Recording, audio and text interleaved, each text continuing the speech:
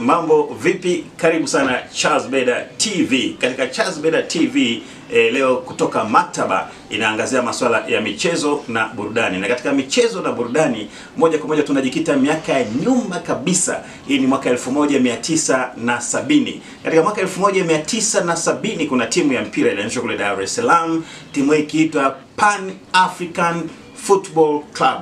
Timu hii ilikuwa ni moja ya timu machachari kabisa katika ligi kuu soka Tanzania bara. Na mafanikio yake makubwa timu hii ya Pan Africa ni pamoja na kutoa ubingwa wa ligi kuu soka Tanzania bara na mwaka 1982 timu hii ilitoa ubingwa wa Premier League ama ligi kuu soka Tanzania bara.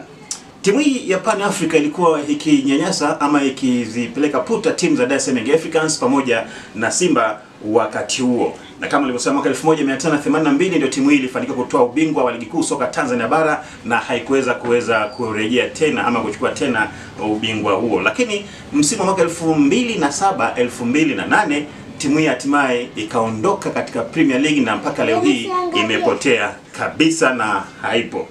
Wachezaji ambao au mnamo mwaka 1979 timu hii ilikuwa kiboko kweli kweli na ilishiriki mara kadhaa michuano ya CAF, takriban mara 4 ilishiriki michuano ya CAF na katika mara zote 4 haikuweza kufanikiwa kusonga mbele, ilikuwa ikiishia katika hatua za awali. Wachezaji ambao kikosi cha mwaka 1979 ni pamoja na golikipa Juma Pondamali Mesa, mmoja kati ya magolikipa hatari kabisa wakati huo, lakini baadaye alienda kwenye klabu ya Dar es Salaam Africans na timu ya taifa ya Tanzania Taifa Stars. Lakini kuna Mohamed Mkweche, beki nambari 2, nambari 3 akicheza Jafar Abdurrahman, lakini nambari 4 akicheza Leodiga Chilatenga, ambaye huyu Leodiga Chilatenga baadaye alikuja kuwa rais wa TFF, shirikisho la soka hapa nchini Tanzania. Kuna Jela Mtangwa akicheza nambari 5, nambari 6 akicheza Mohamed Richard Adolf, mmoja kati ya makocha mahiri kabisa kwa sasa hivi. Lakini Godian Mapango akicheza nambari 7 na 8 akikamata mwenyewe Muhaji Muki, nambari 9 ni Kitwana Manara, 10 ni Sunday Manara na 11 ni Kasim Manara. Hawa Manara wote ni ndugu, kwa maana ya kwamba Kasim Manara, Kitwana Manara pamoja na Sunday Manara ni mtu na kaka yake. Na hawa kwa maana ya Sunday Manara, huyu ni baba mzazi wa aliyekuwa msemaji wa klabu ya Dar es Salaam Africans, lakini pia alikuwa msemaji wa wekundu wa Msimbazi Simba.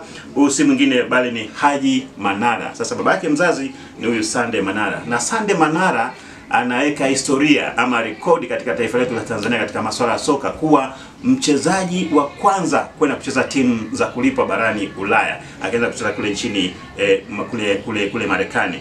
Na mwaka 1979 kikosi hichi nilichokutajia kilicheza dhidi ya AC Vita ya kule DRC Congo na kupata ushindi wa jumla magoli 2-1. Hata hivyo akaweza kusonga mbele katika michuano hii. Na Sunday Manara yeye alitokea Marekani kuja kushiriki mchezo huu ambao ulichezwa katika uwanja wa Sheikh Amri Abeid Kaluta jijini Arusha na wakapata ushindi wa goli 2-1. Hata hivyo hawakuweza kusonga mbele. Hii ndiyo kutoka maktaba kwa leo kutoka hapa Charles Beda TV. Bye bye.